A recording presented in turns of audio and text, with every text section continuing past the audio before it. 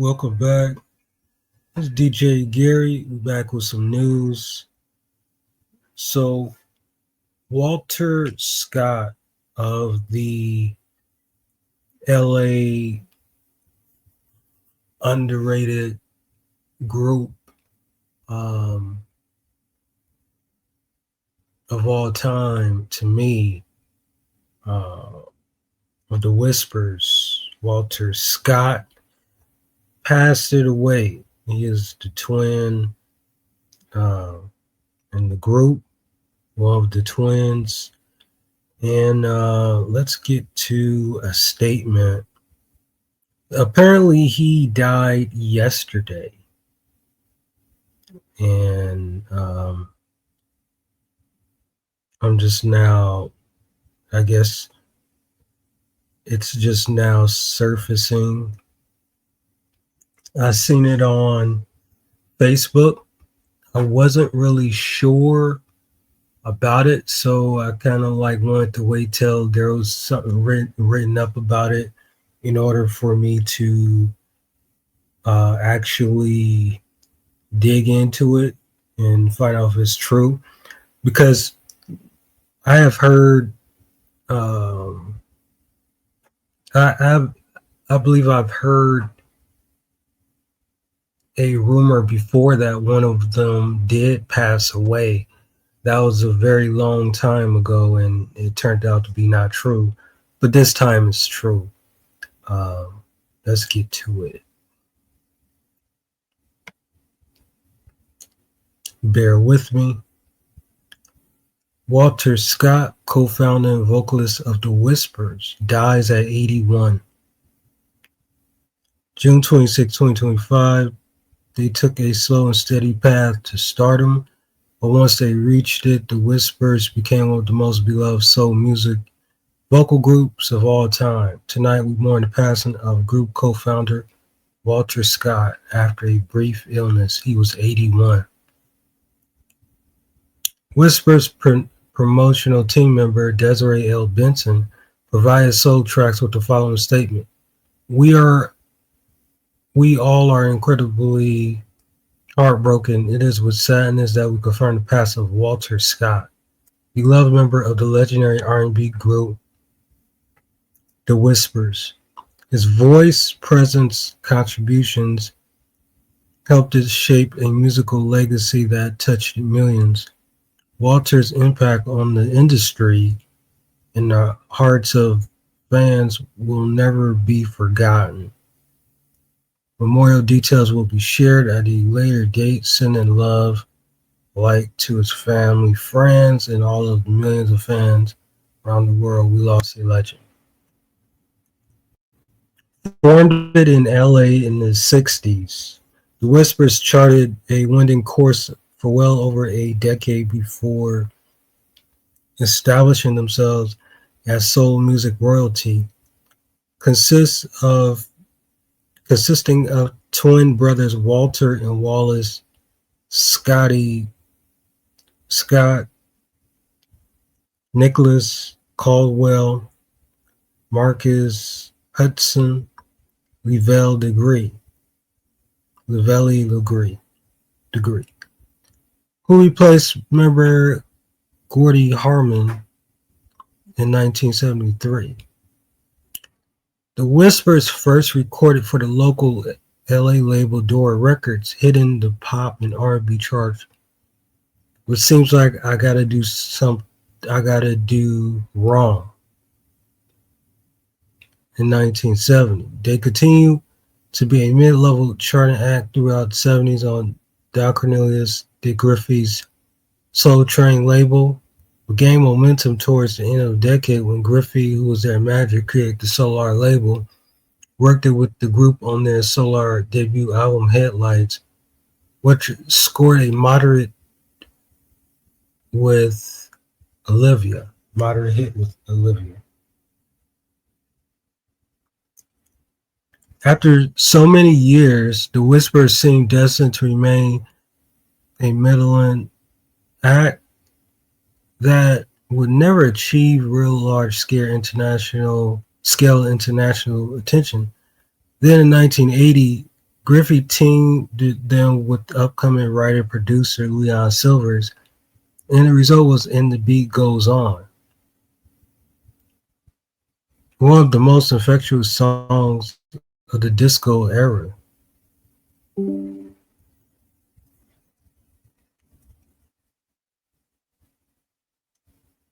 the singles that thrust the Whispers to the top tier of soul artists in the Beat Goes On was included on the Excellent Whispers album, along with two other the instant classics, the Caldwell Pendant ballad "Lady" and a song for Donnie.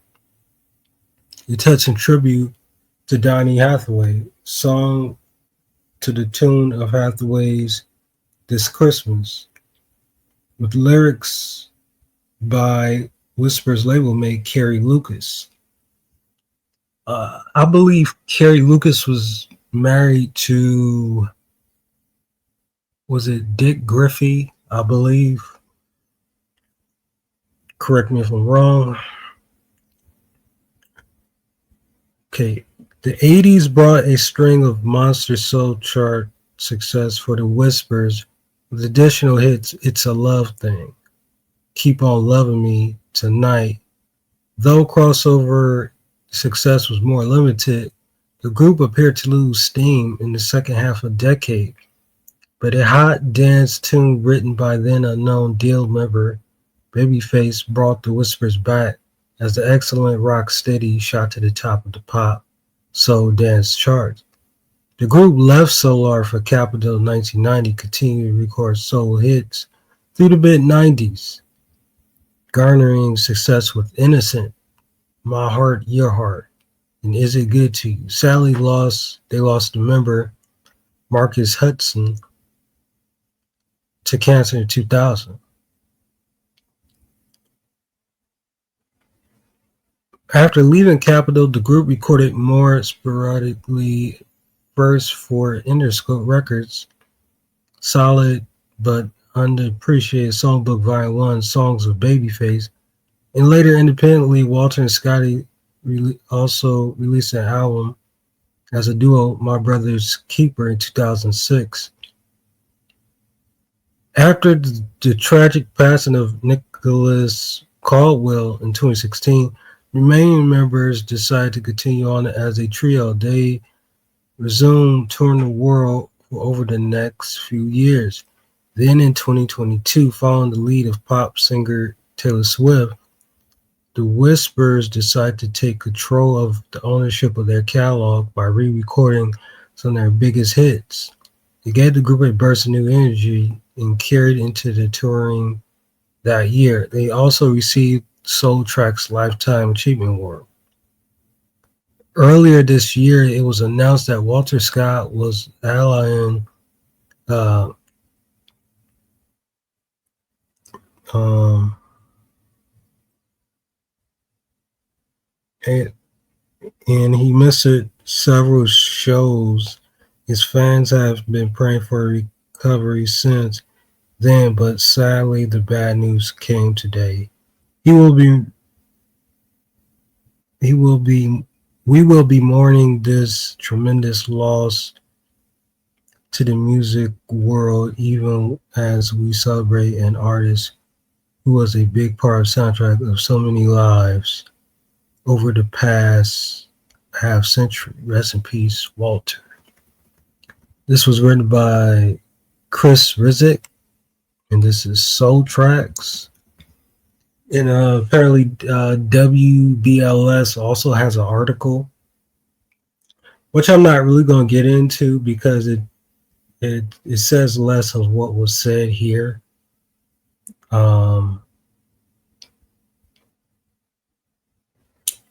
So, wow. The Whispers is definitely one of,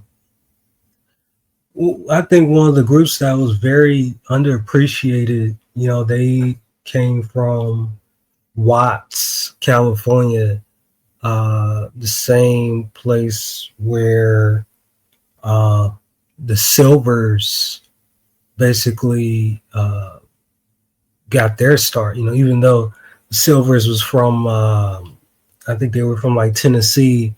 They got their start in Watts, Nickerson's Gardens. I believe the Whispers is from Nickerson Gardens, if I'm not mistaken, as well. I think Nickerson Gardens. Uh, but yeah, Whispers, they got a great catalog. I always hear their music, always playing. Um, Your Love So Doggone Good, that's a underrated one. Uh, Isaac Hayes did a cover of that, and talk about just amazing. Um, Only Meant to Wet My Feet. I heard that a lot growing up. Uh, yeah, yeah. Rest in peace to Walter Scott. The Whispers has lost quite a bit. So let's get to the next article. Um, and let me know, what is your favorite Whispers song? Do you have a favorite album? Um, what do you guys um let me know what you guys think. What's your favorite song or album? Uh, I also do remember, I think Leon Silvers said that he did, like, when he did Keep On Loving Me, uh, when he helped with that track, he thought that Prince thought that Jam and Lewis actually did that track. And yeah, that was interesting. Um, okay, anyway, let's get to the next article.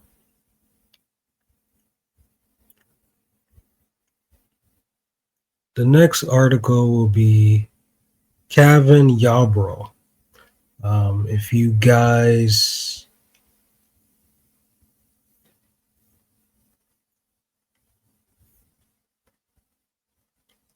aren't familiar, uh, their biggest song to date, or their biggest song that was ever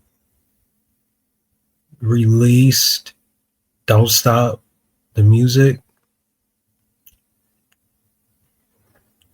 He passes away at 72.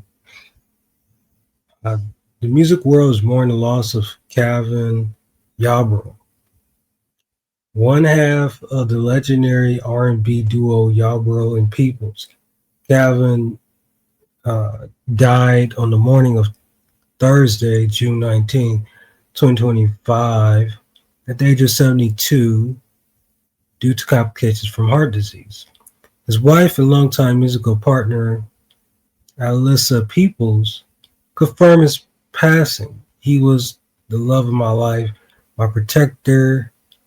Now he's my guardian angel," she said. Michelle Elizabeth, a longtime friend, representative of the duo, added, "Cavin was not only an extraordinary talent, but a kind man with a great heart." Yarbrough and Peoples changed the sound of R&B.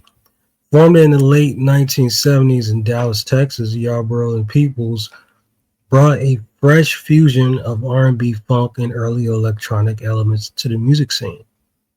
The breakout hit "Don't Stop the Music" topped at the Billboard R&B chart in 1981 and became a gold-certified anthem that still fills the dance floors.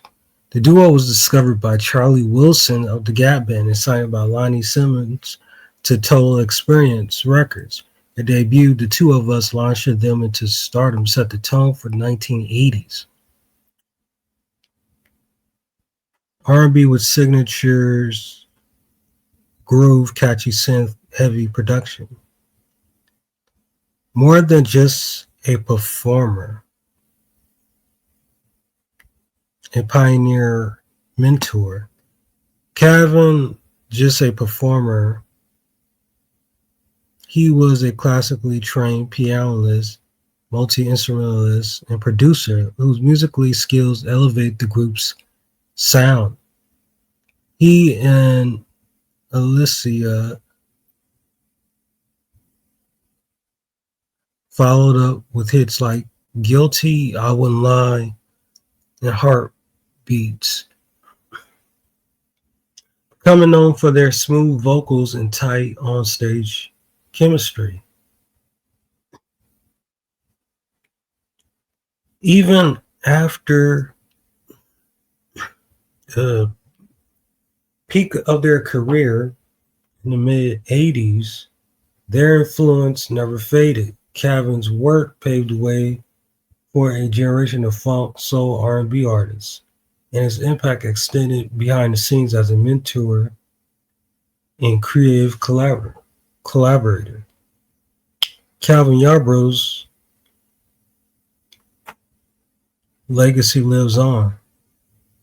With a catalog full of timeless tracks and legacy musical innovation, Cavin Yarbrough will be remembered as a true pioneer of the grain.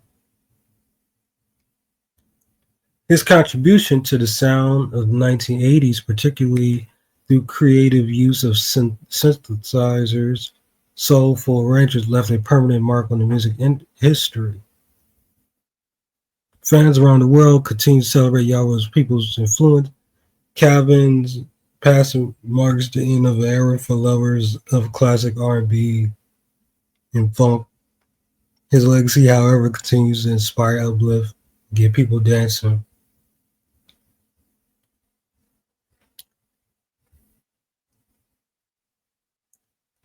Tributes and final words. Tributes from across the industry are pouring in. Late artist Michelle Elizabeth said said it best. His legacy will live on in the music, our memories, and our hearts of everyone. Cavin Yarbrough leaves behind not only uh, indelible musical legacy, but also a life defined by love, partnership, rhythm that refuses to stop. May he rest in peace.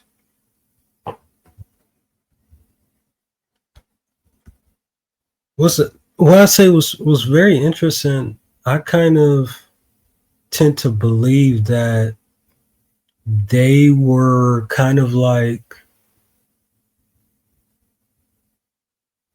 they were kind of like on the heels of like Renee and Angela, right? Like they were kind of like on the heels. But I think Renee and Angela probably um I don't know, they were like a little more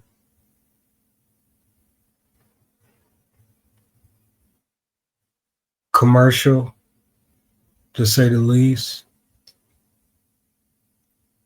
But rest in peace to everyone who passed away.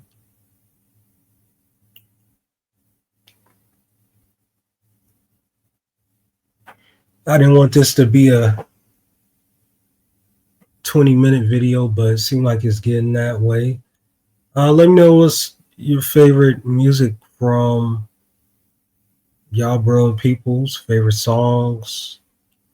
Uh, Let me know your favorite music of Whispers and all that.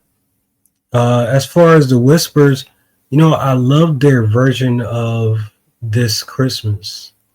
I think their version is pretty cool. Um, I was listening to their version on Soul Town, and I thought that was amazing. They really got some good, uh, great music, and I always wondered why Unsung never did an episode on the Whispers. I mean, am I tripping? Did they already make an episode of the Whispers? I could be wrong, but a lot of people they neglect it, and it's like they haven't gotten their story out. I know they made an appearance on I think it was the Phyllis Hyman episode, but they didn't get their own episode, if I recall. So, anyways, rest in peace to these gentlemen, Walter Scott, Cavin Yarbrough, and I'm going to end it like that. Don't forget to thumb up this video. Don't forget to share on Facebook, anywhere that you are on. I appreciate it. Thank you.